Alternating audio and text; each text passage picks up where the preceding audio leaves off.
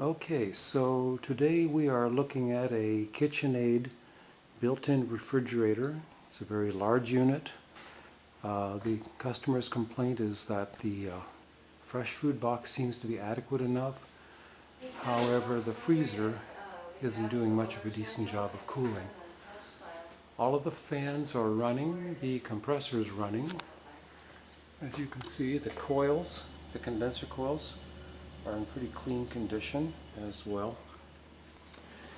But when we come down to the evaporator coil, this is inside of the fresh food box.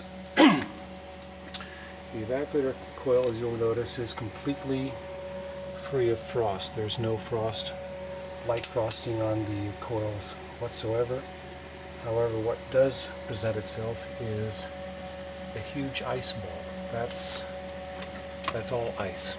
Huge ice ball that's at the head of the evaporator, and this is a dead-on giveaway that the system has had a major refrigeration system leak. It's lost virtually all of its refrigerant, and it'll require probably a fairly major and expensive repair to have rectified.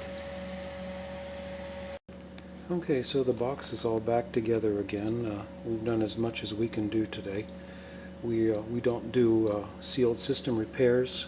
Most of the companies that sell these appliances do have guys who go around in trucks and they do nothing but sealed system repairs all day long.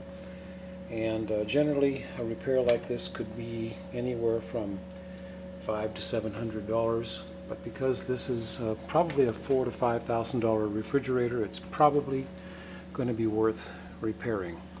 In most instances, I would recommend just getting another refrigerator.